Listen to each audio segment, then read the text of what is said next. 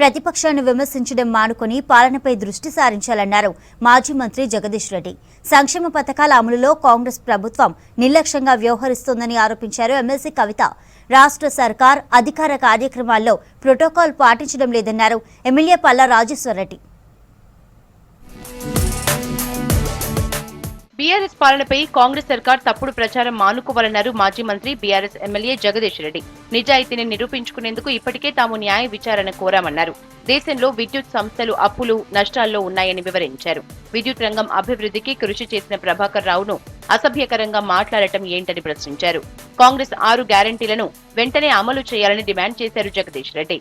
ఆనాడు ఎప్పుడు కూడా విద్యుత్ కొరతల గురించి కోతల గురించి మాట్లాడలేదు అసెంబ్లీలో. అయినా మీరు గతంలో వేయలేదు అని చెప్పి ఏదో చెప్పాలని ప్రయత్నం చేసిండ్రు, బొక్కవర్లో పడ్డారు. అప్పు చేసిమా, అడుపుచ్చిమా, ఇంకోటి చేసిమా. ఇక్కడ రైతులకు కడుపు నిండా ఇచ్చినాం మేము. అసలు ఇవాళ భారతదేశంలో అప్పు లేని రాష్ట్రం లేదు. అడ్డగూరు అబద్ధాలు మాట్లాడినరు, ప్రజల ముందర నవలపాలైనరు. దేనికి ఇదంతా? చేతగాక, ప్రభుత్వాన్ని నడపడం రాక, అడ్డగోలుగా అలవమాలిన హామీలు ఇచ్చి ప్రజల ముందు దోషులుగా నిలబడతామనే భయంతో తప్పించుకోవడానికి అబద్ధాలు పదే పదే పదే పదే మాట్లాడుతున్నారు. పింఛన్లు వస్తున్న 44 లక్షల మందికి జనవరి 1 నుంచి 4,000 రూపాయలు ఇవ్వాలని డిమాండ్ చేశారు బీఆర్ఎస్ ఎమ్మెల్సీ కవిత. 6 గ్యారంటీల దరఖాస్తులపై ప్రజల్లో సందేహాలు ఉన్నాయని చెప్పారు. నిరుద్యోగ భృతికి సంబంధించి ఎందుకు దరఖాస్తులు స్వీకరించడం లేదని ప్రశ్నించారు. కాలయాపన కోసమే దరఖాస్తులు తీసుకుంటున్నారని విమర్శించారు. మేడారం జాతరకు జాతీయ హోదా కల్పించాలన్నారు. ఉమ్మడి వరంగల్ జిల్లాలో పర్యటించిన కవిత స్థానిక నేతలతో భేటీ అయ్యారు. అసెంబ్లీ ఎన్నికల ఫలితాలు, వచ్చే లోక్సభ ఎన్నికలపై డిస్కస్ చేశారు. ఏదైతే 2,000 పెన్షన్ ఉందో 4,000 చేస్తామని చెప్పినారు. ప్రజలకు అసౌకర్యం కలగకుండా డైరెక్ట్గా 1వ తారీఖు నాడు 2,000 వస్తున్న వాళ్ళందరికీ 4,000 ఇచ్చి ఆ తర్వాత అప్లికేషన్స్ తీసుకుని ఉంటే ప్రజలకు కూడా సౌకర్యంగా ఉండేది. ఈ అప్లికేషన్లు పెట్టుకుంటున్నటువంటి ప్రజలు అనేక రకమైనటువంటి సందేహాలను వ్యక్తం చేస్తూ ఉన్నారు. మరి అన్ని డీటెయిల్స్ అడుగుతున్నారు కానీ బ్యాంక్ అకౌంట్ డీటెయిల్స్ అడుగుతలేరు. మరి ఇదేం సంగతి? ఒకవేళ యాక్సెప్ట్ అయిన తర్వాత మళ్ళా బ్యాంక్ అకౌంట్ డీటెయిల్స్ అడుగుతారా?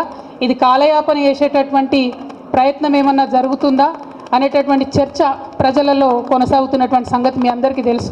కాంగ్రెస్ ప్రభుత్వం అధికార కార్యక్రమాల్లో ప్రోటోకాల్ పాటించడం లేదన్నారు జనగామ బీఆర్ఎస్ ఎమ్మెల్యే పల్లా రాజేశ్వరరెడ్డి.